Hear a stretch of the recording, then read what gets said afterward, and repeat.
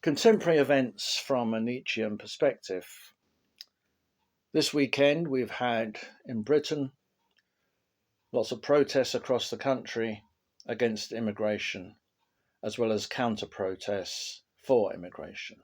This has been going on for some time now, based on the placing of refugees and asylum seekers in hotels.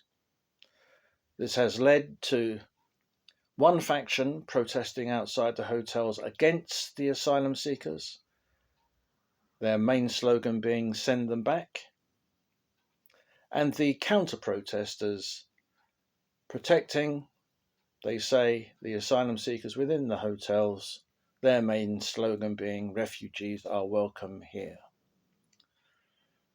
Now, this is being framed, of course, as a political conflict, but through the Nietzschean perspective, we can see that it's quite easy to take politics back to religion and religion back to morality, and that morality is at the root of this type of religion, Christianity. And so what we really have in these protests is the ongoing schism in Christianity. Both sides are taking a Christian perspective from the Christian morality. Now, how is that possible? Simply because the Bible, as pointed out by Nietzsche, contains two contradictory books or collections of books.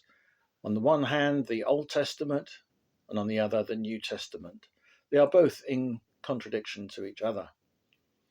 Indeed, it's almost put forward that the New Testament comes along to, in a sense, correct the Old Testament.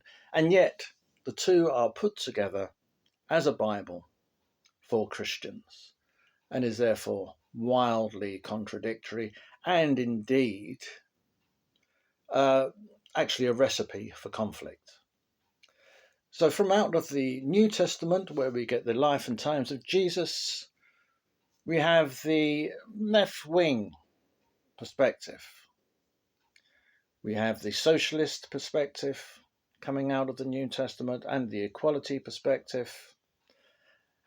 And of course, one of the main features of the New Testament is Jesus' parents finding no room at the inn. So the refugees are welcome protesters are taking very much a New Testament position. Even some of them had signs mentioning that Jesus's parents were told there was no room in the inn, and therefore they are saying that those who are refusing asylum seekers, refugees, they are acting against Jesus. And so we have very much in the socialist positions, very much what was called a Christian socialism at one point, but is now just seen as a generic socialism or a generic left wing. We have very much the New Testament Christianity. The refugees are welcome crowd. Those protesters, those Protestants are very much Christians. Now, if we look at the anti-refugee protesters, the ones who are saying send them back, we actually have much more of an Old Testament perspective there.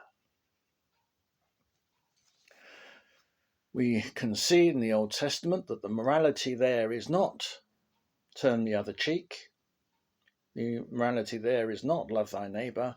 The morality in the Old Testament is very much destroy thy neighbour if he is in conflict with thee, and an eye for an eye, and a tooth for a tooth. A very different morality, and it's the kind of morality where the idea of a chosen people, a chosen race, is given central position. God's chosen people. And so we see that the anti-asylum protesters, who wrap themselves in the Union flag and the flag of St. George, are actually taking an Old Testament Jewish perspective. And it's actually no surprise that now the right wing in Britain, many of those protesters are also active supporters of Zionism in Israel. And often you will see the Jewish flag alongside the British flag. So you have very much two sides here of the Bible.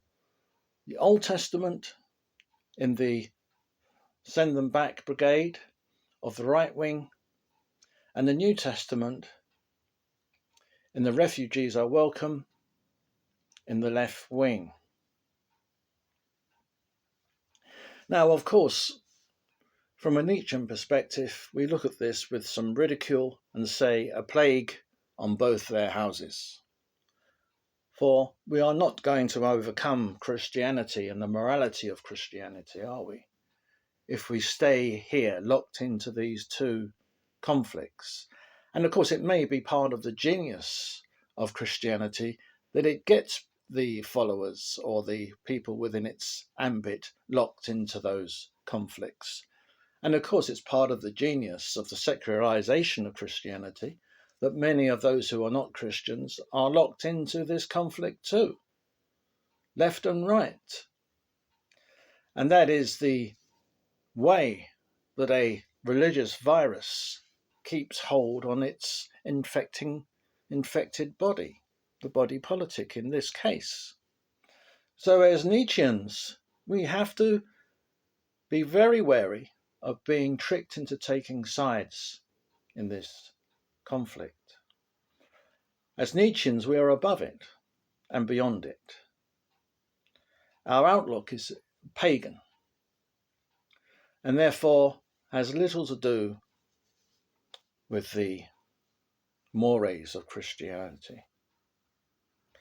Our outlook is not narrow nationalism, as the Old Testament has it.